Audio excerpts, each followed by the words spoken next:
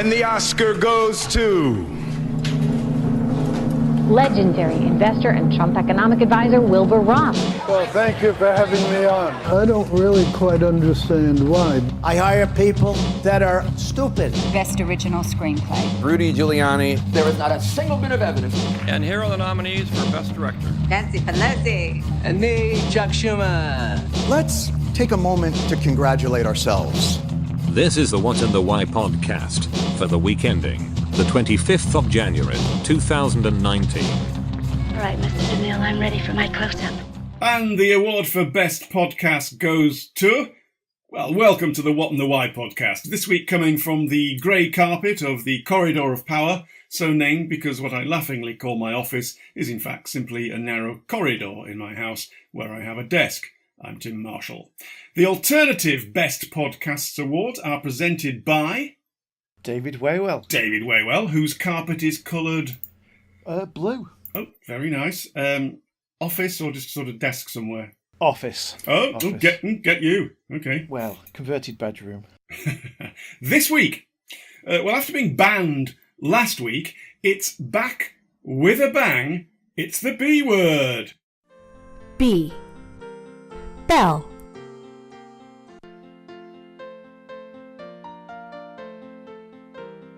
Banana.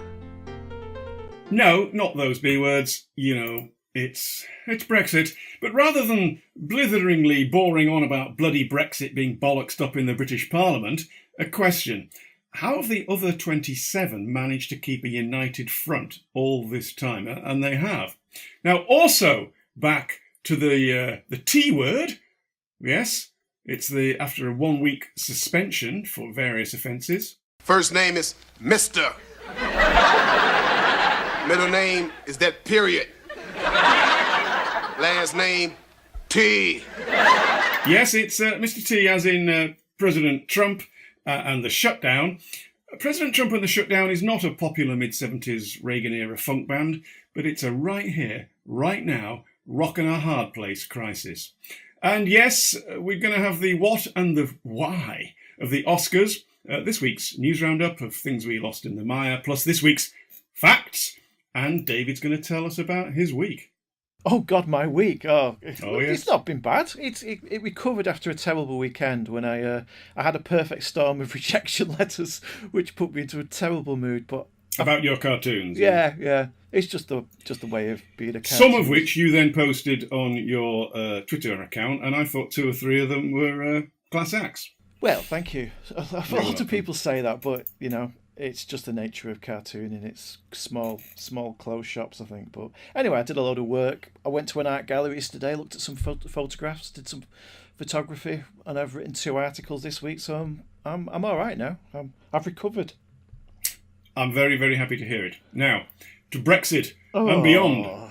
Yeah, come on. But briefly, look, not the shenanigans, not the Dominic Grieve Amendment, another prog rock band, not Yvette Cooper's, which is now going away, Luciano Berger is now going on about they've got to have a second referendum, etc. No, not that. Why? 2 years, the Brits have been trying to split the 27, peel off 2 or 3 countries here, so that, coming around to their point of view, not to get punished. And, you know, for 400 years, Britain has attempted, mostly successfully, to divide and rule in Europe, so there's no one big balance of power. And even within the EU, they consistently were a balance to the Franco-German heavyweights, and some smaller countries coalesced around the UK for that very reason. And yet, when it's come to the Brexit negotiations, they have held together. Why? Well, pick your reason. Collective bargaining. This is the nature of collective bargaining. You stay together and you get the best deal. They've got no reason to give us a good deal. The rise of populism. I mean, which of these countries doesn't look at Britain and realise, well, if that's what leaving does to your political class and your society, we want no part of it. So it kind of makes a lot of sense. It's only from this side that it doesn't seem to make much sense. No, yeah, I'm not disagreeing with any of that. Slight pickup, though, on the populism. I mean, Italy, Hungary, Poland, all led governments now, you could argue populist governments, kindred spirits to these renegade Brits. Yeah. But no, but it's not enough, is it? It's not enough to override the other things you said about the self-interest. That's the bottom line. Yeah. Again, I mean, I've been looking at this week, and for a kick-off, you've got these two massive powers, the US and China. The economic power of them absolutely dwarfs any single EU country, but it doesn't dwarf 27 EU countries. There's almost a comparable weight there. And the Chinese are busy picking off countries in Latin America for one-off trade deals quite successfully. And aren't they arguably going to pick us off as well? I mean, isn't this one of the criticisms that's always been levelled at Brexit without offending too many of our pro? No, they're going to do a equitable trade deal wholly in our favour as global Britain moves out there into the world, punching above its weight as one of the top 6 economies in the world, theoretically. I was going to say, have you got a sarcasm klaxon to sort of enable that moment? Okay, I was partly sarcastic, and then halfway through my rant, I realised that there might be some element of truth in it. It is not beyond the realms of possibility that the UK can make a go of it on its own. Well, what do you think of the? We might find out. What do you think of the Dyson development then? Well, again, it's very. I think the timing is terrible. Yeah, I agree with that. Yeah. I mean, for goodness sake, just wait 2 or 3 months. I mean, well, whatever. This is a man who voted Brexit, owner of the company, very, very successful global company, makes extremely good air cleaners, makes incredibly ordinary vacuum cleaners. I was going to say that, yeah. I've got one of those. Those Henrys, they're much better. Yeah, we've got a Henry, yeah. But the Dyson vacuum cleaners seem to have one fatal flaw, which is dust. They get blocked up all the time. Yeah, suckers. Yeah. That's a joke for you. Right, so no, we agree on Dyson the timing. Cleaners, but the timing is absolutely terrible. As for the move, it's not necessarily completely against Brexit in that because they are now a global company, they will still have factories in the UK. They will still have a UK strong connection. But he's moving to Asia. Which aspect of his business is he moved though? Is it? The headquarters. That's the bit I don't understand. Why can't the headquarters, being mainly, I assume, administration, still be in the UK? Is it? I think because I think you wheel and deal and do the face-to-face meetings with your top execs are now going to be out there. Yeah. And you're branding yourself as this global company, not this British company. I'm not saying I blame him, but I just think that as someone who has made the case for Brexit, it is a pretty tone-deaf decision to announce in January that you're off when allegedly we're off in February. Yeah, it begins to sort of reflect some of these huge multinational companies where you actually, they start in one country and then they kind of have a presence which doesn't seem to belong in any country. Like Google, it doesn't really pay much tax in any country. So where does it really exist? In that new world of the ones and zeros sphere. Going back to the 27, again, the 28, because it's still us, we do have a comparable weight to China and America. And if Mr. Trump wakes up one morning and thinks, I'll tell you what, I'll have a pop at various car companies, the EU has the weight to have a pop at various American companies. It can push back. Nevertheless, I don't think that the 27 have held together out of a sort of spirit of solidarity, of shared values in the great union as they move towards ever closer union. Because, as you know, I've been arguing for 5 years now, ever closer union, I don't think it's going to happen, not between the 27, maybe 6 or 7 of them at most. It's because the outliers such as Italy, Greece, the Visegrad Four, led by Hungary, they absolutely, some of them have sympathy, and large sections of the population have sympathy for the idea of Brexit and their own versions of it, but they're not going to do it because for economic reasons.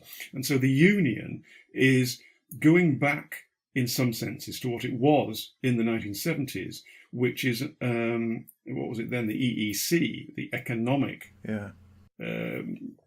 sort of band of brothers, who didn't necessarily have shared values. What they had was shared interests in trade. Yeah. So it's a pragmatic relationship, not an ideological one. Exactly. And for me, that is the future of the EU, and it is why the EU will hold together in some shape or form, not necessarily in its current form. And I think this has shown it. So that's a take on the 27. Yeah, because Brexit is basically an ideological argument rather than a pragmatic one. Yes, about sovereignty. Yeah. Yeah. We've gone back to these ideas of nationhood and sovereignty, which, some of us would question are real or not. But yeah. Yeah. That one's going to run and run. So might this one.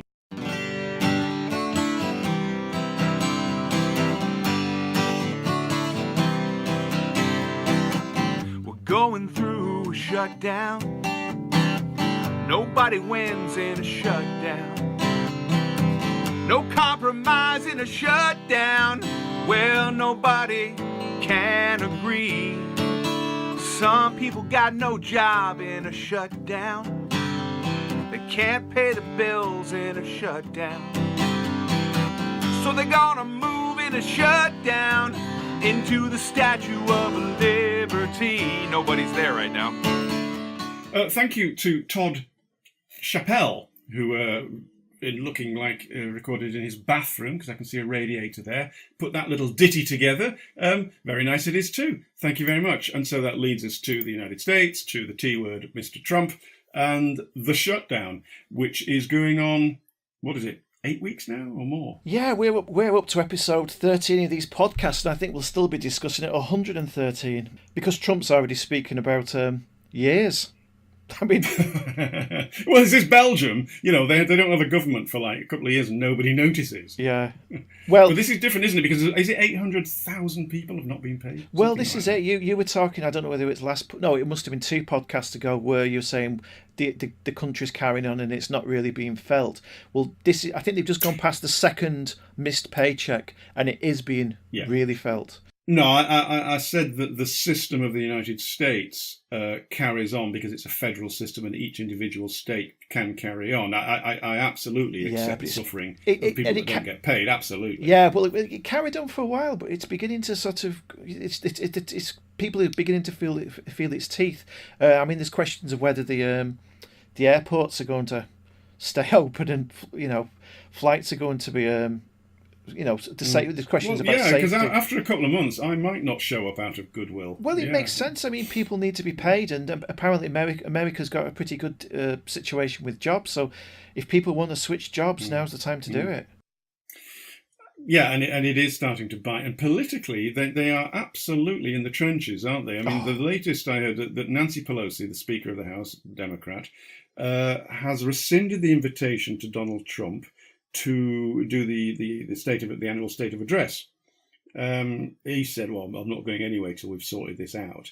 But it's quite something. Apparently, there hasn't been not a State of Address, a State of the Union address at the time it's supposed to have since 1981, 36 years ago. Yeah, I mean, I keep repeating myself, but Trump is in such a weak position over this shutdown.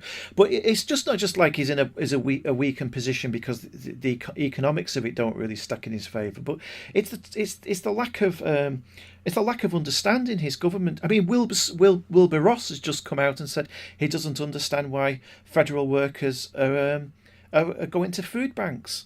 And there's a number of people saying they don't understand why Americans are living one paycheck to another, when that is actually the standard, situation for most people. And yet his ratings have not gone through the floor because I can see you. Well, okay, they're not good, but they're dropping. Right, and this may be exactly to do with this, and as the suffering gets more and more publicity, but this argument is his side of the argument. Look, I have put together a budget. Within it, yes, there is payment for the wall. Now, if you, to the other side, really care about these people who aren't getting paid, and you really think the shutdown is bad, pass my budget. Yeah, $5 billion. But is it actually a down payment on the wall, or is it the full amount? I think it's only. I think it's a down payment. You see, $5 billion doesn't buy you much these days. Exactly. That's one of the little nuances that's missed. It's $5 million for the wall, but no, it's $5 million billion for the bit of the wall. Yeah. And the Democrats can't give in to that, because every time Trump wants something from now on, all he needs to say is, "Well, we'll have another shutdown." They're in two positions which. Well, why can't they? Again, I mean, I don't like playing devil's advocate much, but I am doing it openly. The man was elected on a platform of building a wall. He puts forward a budget to build a wall that he was elected to build, and people are stopping him. Oh, the Democrats were elected in, when was it, November, on a policy of opposing Trump. Yeah. So hey, isn't democracy great? Isn't democracy great? I mean, these are the checks and balances. This is the great balancing act of politics. It goes too far one way and it'll swing back the other. And what's the way out? Well, you think it has to be a compromise, but as we've said in the past, I don't know if Trump can compromise. I think the only thing he might do is if he. Well, I say he's done this as a compromise, because he's offered this this deal on the Dreamers.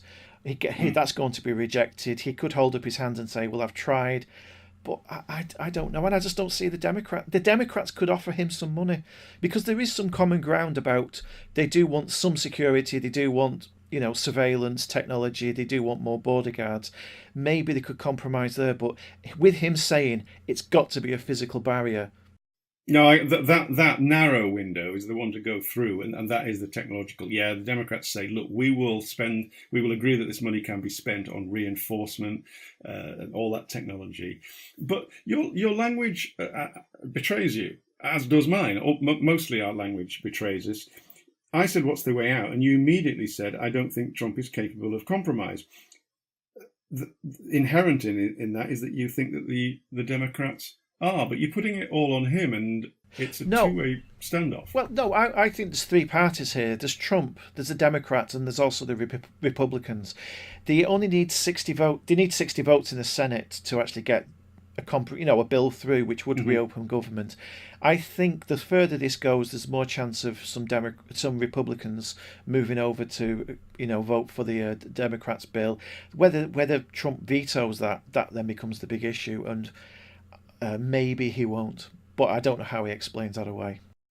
Okay, while we're on the Democrats, the starting gun has not been fired, but the riders appear to be already charging off down the field. I mean, who's going to stand for the Democrats against the Republican candidate? Let me just run a whole bunch of names past you. Joe Biden, Kamala Harris, Cory Booker, Kirsten Gillibrand, Amy Klobuchar, Elizabeth Warren, Bernie Sanders, Beto O'Rourke, and, although it's far too early for her, AOC. We'll come on to AOC in a moment. Any of those names you fancy? I still think it'll be a Biden with one of maybe Gillibrand, or more likely a Harris, Kamala. Is it? I don't know. I don't know how half of these people are. Well, I just think it'll be I'm guessing it'll be Biden, but Obama emerged from a field when we didn't expect Obama, so it won't be AOC. Yeah. I think last week I said to you that I'd read Elizabeth Warren's lengthy essay in the Foreign Affairs magazine about setting out her ideas and how dull it was. I then listened to it read out as a podcast, and it was worse. It was worse. Yeah. And I can't get over this woman pretending that she's a Native American because in her DNA she's found 2%. Well, that's it. I wrote a piece. I can't get past it. I wrote a piece earlier this week talking about there's an argument going around at the moment in a lot of publications and a lot of like the cable news networks talking about likability. And they're using likability as though, you talk about Elizabeth Warren's likability, you're actually being sexist because we've never actually discussed likability before. If you're a woman, it's nothing to do with sexism. It's just a different phrase. Like who would you hate to be stuck in a lift with? Well, exactly. I actually went back through all the newspapers. We've been talking about likability since the 1960s. 1980s is when it became voguish. Around. Yeah, the classic Nixon debate with Kennedy. He hadn't shaved, a 5 o'clock shadow on telly. Everyone went, "Oh, I don't trust him." Yeah, exactly. It's popularity, common touch, whatever you want to call it. But it's being used. It's being peddled as though it's a form of like it's like sex. It's saying it's sexist to do it. Therefore, do not have this discussion about Elizabeth Warren, who, like, I think she's a non-starter myself. I think she's damaged herself with the Pocahontas thing, responding to Trump's taunts. He's calling her Pocahontas, and all she did is prove, yes, actually, she's got not that much Native American DNA in her family. I mean, I've got three. I think I may have said this.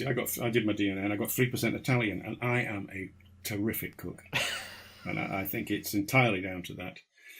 No, look, AOC, for those of us who have no idea what it means, it's not the alphabet in the wrong order. What is it? Alexandria Ocasio-Cortez, who is a real, when we're talking about the swings of politics, she's a real overcorrection to the liberal left. She is controversial, and do be aware that you could stray into sexism here, because you are attacking her, and you might call her irritating, and there will be people that will assume you have gone down that line of thought because of her gender. Yeah, well, that was the argument made about who was it the other day who said that the young liberals needed to calm themselves down and act more seriously. The writer of West Wing. Sorkin. Emma Sorkin. Yeah, and her response to that is, when you're talking about women, it's popular, it's likability or something, and when you're talking about men, it's gravitas. She used the same argument, which is a ridiculous argument. Well, no, hang on. There is something in that whole thing. People do sometimes hold women up to different standards and unfair standards. I mean, I take that as a given. However, but the likability thing, no, that's about likability. I mean, it's Ted Cruz. Ted Cruz was failed because he was extremely unlikable. I mean, they said even Republicans didn't like him. So, I mean, it's a silly argument. The reason people are critical of her is that she is simply, at the moment, overexposed in the media. I mean, I've got a list of her stories. I mean, she said America should introduce a 70% tax. She said that the world is going to end in 12 years. She's called Trump a racist. She responded to a... Well, hang on a minute. You can make that case against Trump for... Yeah, how many examples do you need? But I accept that, but she's hit. It's not that she's wrong on necessarily any of these points. It's literally every single day she's grabbing the headlines with yet another provocative statement, or a dance video, or she's calling out Apple's FaceTime. Hang on, whoa. David, the dance video is hardly her fault. I thought, it was a brilliant video. She looked tops. She was a late teens. She could dance. She was just a young woman enjoying herself. I don't have a problem with that. I absolutely agree with you. But when so it's not her fault if it comes out on the YouTube or whatever. Yeah, no. I mean, some of these stories are clearly not her fault. But a lot of this is her being very forward-leaning with the media. She's very, very confident. I mean, there's a little hint in it. The fact that she's got the Twitter account AOC. I mean, she was well ahead of social media, cleverly. She's smart. I think she's very smart, but I also think that her lack of experience really shows through sometimes. But I think she is one to watch. A couple of irritating things. She did go for the I'm a girl from the Bronx bit a little bit too much. She's actually from Yorktown Heights. Now, that is just next to Westchester County. And Westchester County, it's a bit like sort of Cheltenham Girls' School, but for America. I mean, Westchester County is... none of the Valley Girls were from California, but it's a sort of East Coast version of that. And her dad was an architect. They were doing all right. They also had a fall from grace. Her dad died when she was relatively young, and they had to take jobs and difficult jobs. So I'm not trying to paint her as this completely moneyed, privileged woman, but I just don't think she should push the girl from the Bronx line too hard. Yeah, and I must say, I mean, whilst I've had to mute her on Twitter for the moment because I just couldn't handle so many stories about her. I also recognise that this can come across as a white guy. Not if that I'm not going to be voted in the American democracy. I my opinion in a sense doesn't matter. And there's an element that you are responding to something that you simply just don't like because it's not of your world or your age group. So I understand that she might appeal to a certain millennial voter. I do, however, think Sorkin was right where he says it's about balancing things and not having too much exposure and having a... By the way, sorry, you just reminded me, I gave another talk at a school today, and I mentioned... This is connected to something you just said about who the hell am I, or who the hell are we to comment on anything that is about another country, or you're a white man talking about a woman of colour, or whatever. So I gave this talk, and in it I was just saying about how the Chinese military is nowhere near ready, even if it wanted to invade Taiwan. Said they haven't got a massive amphibious force capable of doing the sort of beach landings that it would require. And thought not much more of it and moved on. But anyway, afterwards, this Chinese student that was there, she came steaming up to me and she said, "Do you think Taiwan is a country?" I said, "Well, yeah, and I know the politics of it, but I know that it has an independent government, So yeah, I reckon it's a country, and clearly the majority of people who live there think it is because they keep voting for this party that, says it is and wants independence, but just daren't declare it yet because there'll be a war." And she went, "How dare you say it's a country?" I said, "Well, it's quite simple, really, because that's what I think." And she was quite taken aback by this. And she said, "I am Chinese, and I am telling you that Taiwan is part of China." I said, "Well, yeah, I don't have a problem with that. I don't actually care one way or the other. But if you're asking me how I dare say it, it's because that's what I think." Yeah. Well, and there's clearly sort of, you can see the sort of blank look come across. It amused me anyway. Yeah, sorry, where were we? It's like, it's the nature of this debate. It's all debates, and this podcast, we're just giving opinions and having a talk around these. How dare you? And that's what you want to encourage. You want to embrace the differences. I read and listen to a lot of people who I disagree with, but I don't have a problem with them holding those opinions. I don't listen to you, but I do disagree with you. I do have a problem with Tim Witherspoon sending us the Witherspoon's news through the post this morning, which is a load of cookery recipes and talk about beer, and then sudden right-wing populism. It's yeah. Hang on, in the newsletter. Yeah, it's like a Wetherspoons. No, hang on. Wetherspoons sent out this flyer about beer and whatever. Yeah, it's called. And you're telling me within it there's some sort of political angle? It's got a huge political angle. It's got all the Remainers on the cover. The title is "Circle of Deceit," and what's funny in the centre of it is they have a page and it says something like, "Unlike the Financial Times or the business news section of the Times, Wetherspoon News tries to present both sides of the argument in respect of the EU." So you think, oh, that's good. So they have an article from a Leaver, and they then have an article from a Remainer. But at the top of the Remainers article, they have a little bubble or a little box which says "Tim says," and it's Tim Witherspoon's opinion of this article, which he then pulls to pieces before you've even read it.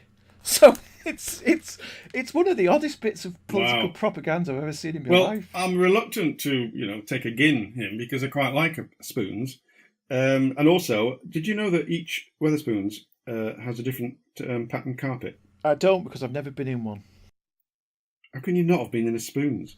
Easy. Anyway, look, we're really getting off the topics, but firstly, I think that's brilliant that each Wetherspoons has a different coloured carpet. There are probably Wetherspoon carpet spotters, like train spotters, who go around and visit them and take photographs. I don't know. Perhaps I'll go and look at that. Secondly, I think they're pretty good and the food's not bad either. But I had no idea he was doing this. And I am reminded, although in no way comparing Tim Wetherspoon to Henry Ford, but you know what Ford did in the 30s? No. He had Ford had a newspaper. Did he? Of the Ford cars, and the classic any colour you want as long as it's black in the mass production. But Ford had this newsletter that went out to millions and millions of US homes, free, I think it was, and it was extraordinarily right wing, verging on fascism. Yeah, it was pro Hitler, wasn't it? Yeah. This is why I take great pains to say I am not comparing the two people. Godwin's law, but blimey, okay. Well, I'm surprised you didn't get one, actually, unless it's going to strongly leave areas, maybe. I'm probably too posh. I don't know. Anyway, so briefly going back to AOC, as she is known, whose full name is? Alexandria Ocasio-Cortez. Well, it's worth repeating because I do think we're going to hear more of her.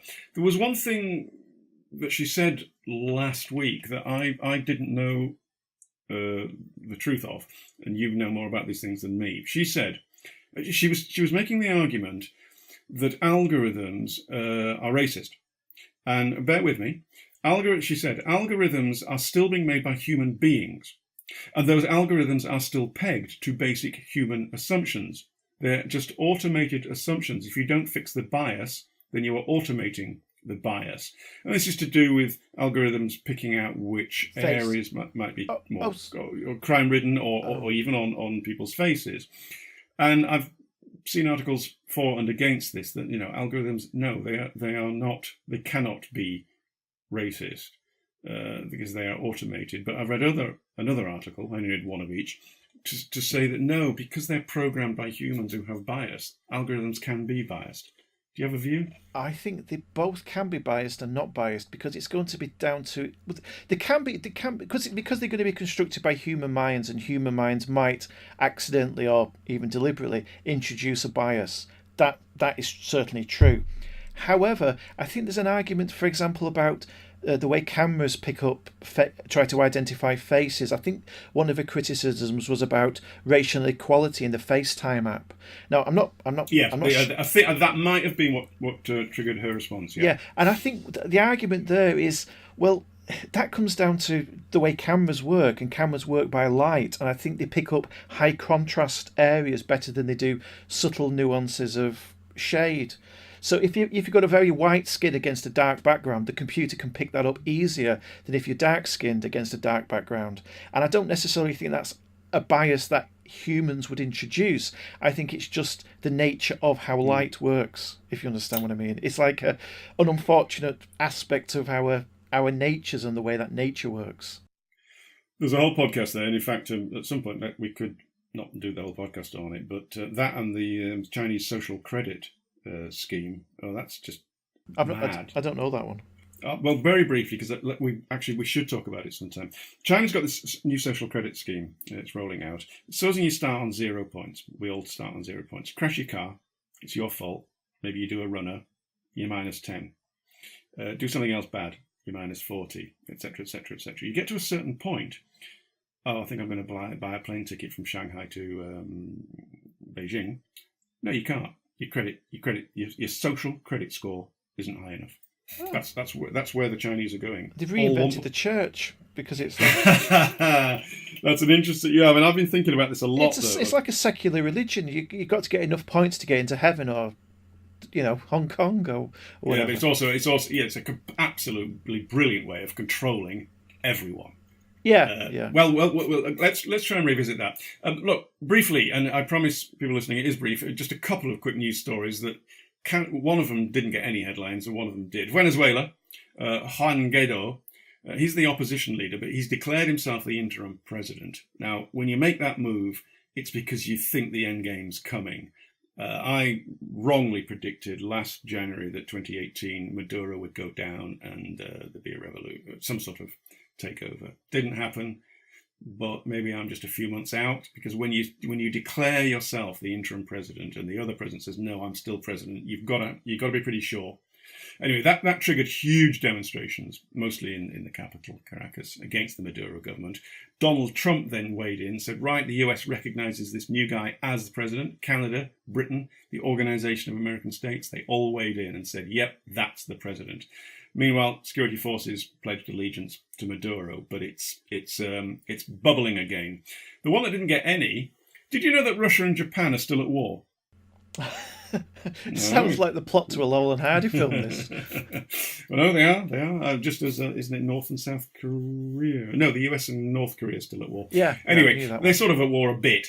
They've never actually signed a formal end to the World War II. They never signed the peace treaty. So technically, they are still at war. Now, every now and again, they get together and try and sort it out. And they held talks again this week. Vladimir Putin and Shinzo Abe met. They thought they would get there. They didn't. The sticking point is the question of who owns the Kuril Islands. Yet again, couldn't sort it out. So, news just in, Japan and Russia are still at war. Yeah. Now, we are going to... Where are we going? We're going to the Oscars.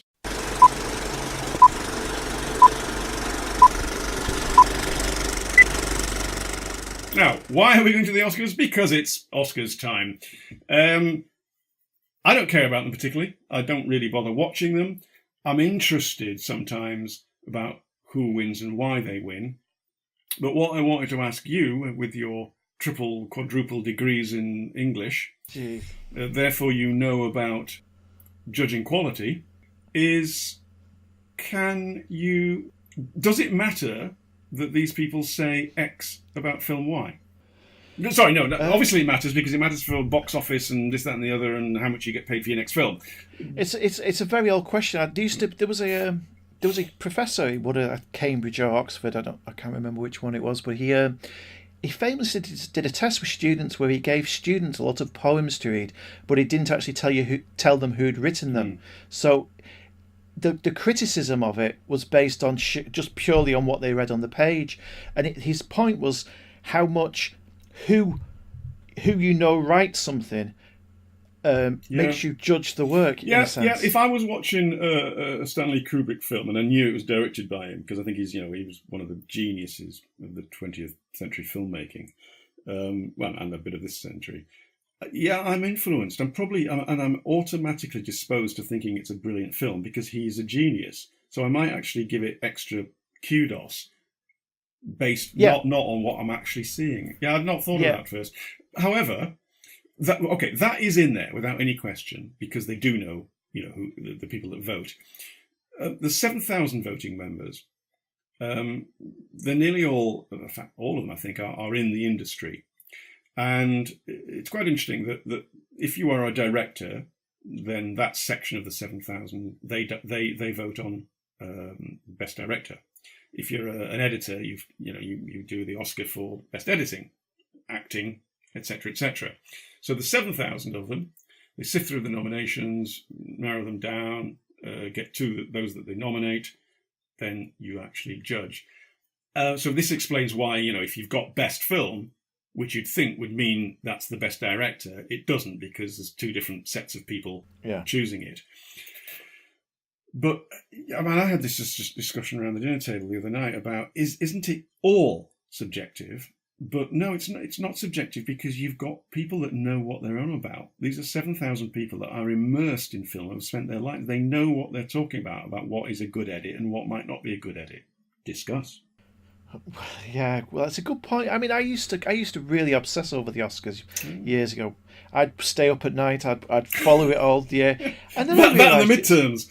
Yeah, well, I realised it's all completely pointless because they seem to elevate and affirm whoever is already famous and elevated. Oh, okay, hang on. There are exceptions to that. I was about to say, and only rarely do they actually pick somebody who has not come from like the established Hollywood set. I mean, it's very rare that the best actor is somebody who you've never heard of before.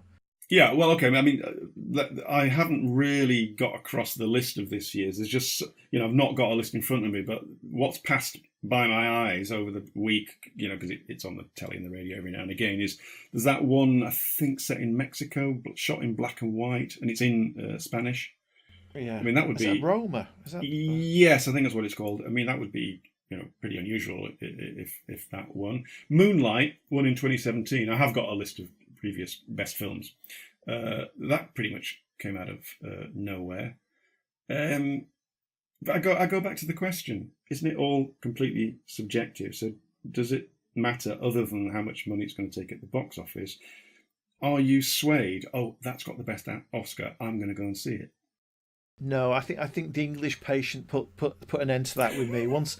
Well, that's a subjective view, though, isn't it? Yeah, I know it's a subjective view, but this subjective view went off the Oscars after the English patient. I couldn't take it seriously. No, my view really is I'm only interested because I know that they've won that, therefore they are now A-list and this studio gets that amount of money. I'm kind of interested in at that level. Okay, so sorry, go on.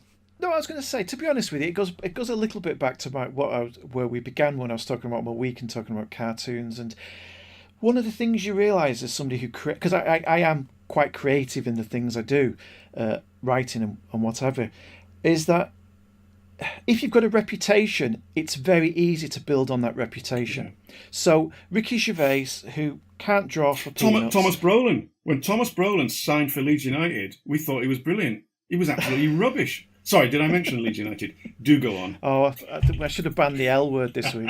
Yeah, no. Not Liverpool. Yeah, well, I've not mentioned it. No, I mean, if you've got a reputation, it's very easy to build on a reputation. Ricky Gervais got famous through The Office and then brought out a book of cartoons, which he didn't actually draw himself. It became not that you're bitter, but go on. No, but well, I am bitter. Of course, I'm bitter. I've been trying to get break through into bloody private eye for 10 years, and I get nowhere. So at some point, I'm just going to sort of give up. But it makes you wonder when you're kind of looking at stuff and you think, well, that's actually not that good. And this week I submitted this, and this, and each one of them, I thought were pretty damn good. I'm not sure we're getting anywhere, other than we may have agreed that it is subjective, but these are the experts in their field, and it is worth noting, what they say. No, my opinion is I don't necessarily take much notice of the Oscars, but I think there are better film awards in the world. I don't necessarily. I don't think criticism or art criticism is invaluable. It isn't valuable. I think it makes a great contribution. Okay. When it is itself an act of creation, but I think the whole thing of the Oscars is a little bit too industry led and too much led by PR and marketing. That's it. I love you. Oh, sorry. Right. So, quick rundown. If you haven't seen them, fair enough. Last year, The Shape of Water. I want to see it. It's by Guillem del Toro. I liked it. I know people that absolutely hated it. 2014, 12 Years a Slave. No, I thought it was I've terrific. not seen many films. All right, 2013, Argo. Get a telly. 2013, Argo. Oh, I like that. Argo was good. Yeah, well put together. The Iranian. 29, yeah. Slumdog Millionaire. No, I've not seen it. It was good, but I mean, again, it's subjective. I thought Oscar winner. No, 2006, Crash. Didn't like that. Yeah, that's the Cronenberg. Yeah, I just thought that was a crock of Crash. 2004, The Lord of the Rings: The Return of the King. Yeah, decent. I like The Lord of the Rings. I fell asleep in that. Straight up, it went on for about 6 hours. I'm a Tolkien fan. So I'm a huge Tolkien fan, but nevertheless, I fell asleep. It was like one of Castro's speeches. It's like The Hobbit. I can't believe they managed to get 3 films out of The Hobbit. Yeah, it's a thin book. 1998, Titanic. Yeah, I get that. 1996, Braveheart. Yeah. Actually, no. 95, Forrest Gump. No, as well. Always sentimental. 94, Schindler's List. Good, but yeah, okay. It was one of Spielberg's better films, and it tread a really difficult line of trying to show something which you can't really show, whilst at the same time trying to show it if you understand it. 1993, Unforgiven. Oh, brilliant! Well, you see, there we differ, because I mean, I love Clint Eastwood. I think he's a terrific. I think he directed it, but it was one of those Clint Eastwood films where you're not quite sure what's going on because everything's really, really dark and everybody whispers like that. And I thought, I'm a big Gene Hackman fan, so it wins for me. Don't worry, we're nearly in the 1930s. I'm going to have to just miss out a few. Silence of the Lambs, Rain Man, Platoon, Amadeus, 1979, and younger listeners, do bear with us now. The Deer Hunter. That's a great film, but it's a bit boring. It goes on a bit, doesn't it? It does, yeah. People have got divorced in the time the wedding scene was shot. 1997, Rocky. Yeah, he won the Oscar for best. It's a talented screenwriter, Sylvester Stallone. No, he's cleverer than people give him credit for. 76, One Flew Over the Cuckoo's Nest. One of my favourite films. Tour de Force. 75, Godfather Part 2. Oh. Yeah. Definition of genius. 73, Godfather. 72, French Connection. Gene Hackman. Oh, yeah, Gene Hackman. Second favourite film. Thank you. 68, Patton. Yeah. It's a war movie, but it's a Kubrick film. It's underrated for me because the first scene. Patton. Yeah. Is it Kubrick? Yeah. Oh God. Just bear with me a moment, will we? Really? No. Patton isn't Kubrick. Paths of Glory is Kubrick. Oh God. He did The Shining. Hold on. The Power of Patton, the carpet in The Shining. No, that's something else. George C. Scott. Well, excuse me. It says Wicker Borrower might be wrong, but in this case it isn't. As well as his portrayal of, this is about George C. Scott, as well as his portrayal of General George S. Patton in the film Patton as General Buck Turgison in Stanley Kubrick's, it's going to say Paths of Glory, isn't it? Oh no, that'll be Strange Love. He was in Strange Love. 2001: A Space Odyssey. Yeah. Yeah. It wasn't. Patton wasn't directed by Kubrick. It was Franklin J. Listen, Schaffner. In a minute, I'm introducing a new thing to the podcast called Last Week's Podcast This Week. Okay. So I will eat huge lumps of humble pie next week. 1966, The Sound of Music. I can't stand that film. 63, Lawrence of Arabia, obviously. Brilliant. 61, The Apartment. Now, that interests me because it's two blokes having a chat in a 15th floor flat, basically. But Is it? Shirley MacLaine and Jack Lemmon? Yeah. The Billy Wilder film? Yeah, it's brilliant. But it's not. It's not exactly what you'd think would win an Oscar. You're not thinking about The Odd Couple, are you? Oh God, I wish I had never brought this up. Yes, I am. Bridge over the River Kwai, On the Waterfront, 1955. Yeah. I could have been a contender instead of a bum, which is what I am. American in Paris, 1952. 1944, Casablanca won an Oscar. Yeah, it's a film I don't like. Oh, I do. 1936, Gone with the Wind. Nah, boring. Another one. Mutiny on the Bounty. See, that was brilliant at the time. Wouldn't win an Oscar now. Anyway, thank you for correcting me on two films that, even though I thought I was a bit of a film buff. Billy Wilder and Kubrick are kind of two of me hotter areas. I know them quite well. Some Like It Hot, was that Billy Wilder? Billy Wilder. Hey! So you pulled that up. I just pulled it back. It's 2-1. You did. Right. Last week's podcast this week, with apologies to Danny Baker, a British broadcaster who's got something similar going on. Now, last week I noted that China had planted a cotton seed in a capsule on the moon, and it had sprouted a leaf, giant leaf for mankind, and David told me without any warning that it had died. Yeah. Well, I was crushed. But I wasn't so sure. But yes, David was right. It sprouted on January the 7th in all its glory. And by January the 13th, after a very short life, 6 days, poor thing, it had succumbed to the minus 62 degrees Fahrenheit temperatures during the lunar night time. Also in last week's podcast this week, I told David that because the good residents of Hartlepool allegedly hanged a poor monkey that they'd found on a French shipwreck, thinking it was a French spy, Hartlepool football supporters are known as monkey hangers. Now that is true, but a listener has written to say that the local rivals also know them as chimp chokers. Oh. Which tickled me. Spam email, have you got time? I want to keep this under an hour, but go on. No, I was saying we're no spam email, but we did have somebody write in, and it prompted me to think we should invite some comments on the podcast, see what people want us to chat about, because we can sometimes talk about culture rather than geopolitics. Well, yeah, we can. Okay, I mean, I want to keep this under an hour. You don't. Nedda, thank you for writing, Nedda. Dear Tim and David, many thanks for this amazing podcast. Thanks, Mum. Have finally caught up with all the episodes. We really need this type of show in the UK. I've got to truncate it. In your latest episode, you talked about the Gillette advert. My thoughts: there's nothing wrong with having business openly promote social and political issues. I'd rather know where a company stands in issues that matter to me and how they influence them.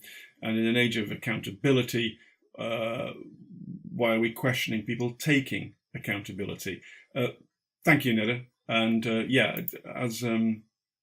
as your man just said, we do invite vitriolic, open cesspool criticism, but also nice emails like that. But also, culture or geopolitics or the nexus of those two. twtwpodcast@gmail.com. Ooh, you can say that again.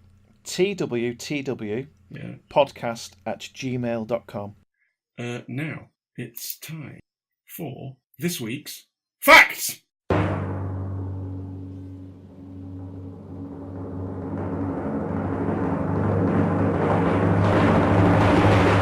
You ready? Go on. Holding on to your chair. Always do. Okay. Walt Disney has won more Oscars than anyone else. 26. It's a quiz, this. The actor or actress with the most Oscars is... Whoa. If I said African Queen to you... I was... Catherine Hepburn. Catherine Hepburn.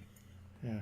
The youngest ever... That's a surprise. Yeah. I would have thought it would have been Mel Street. Yeah. The youngest ever Oscar winner is...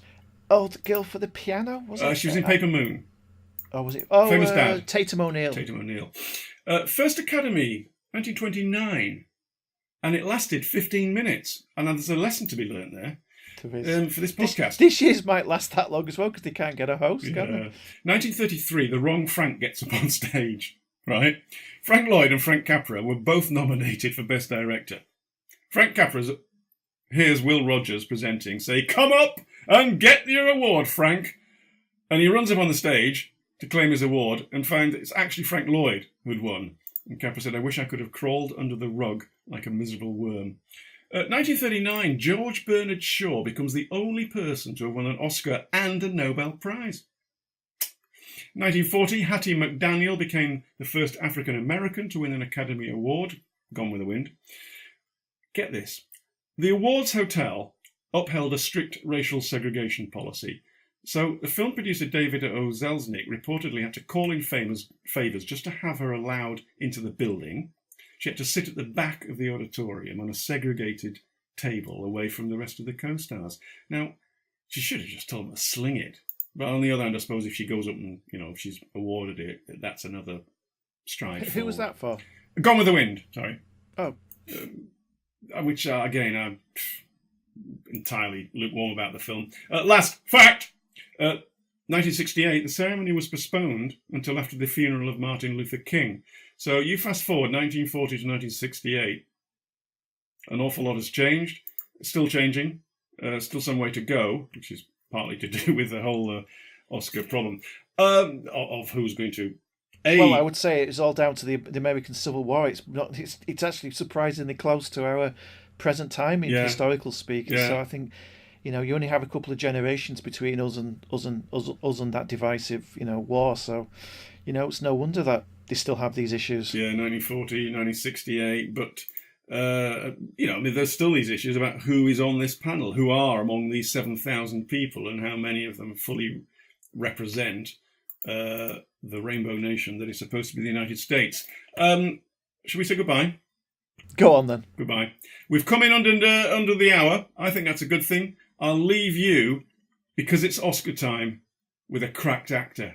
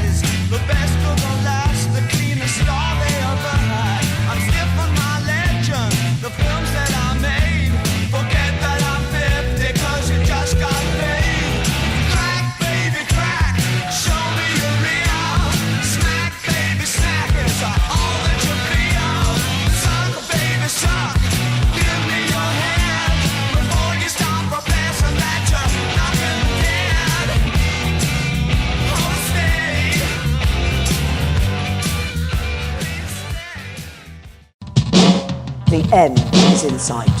The colourful phrase used by a charismatic figure. This is the Trump shutdown. Thank you, God bless you, and God bless the nations of the world.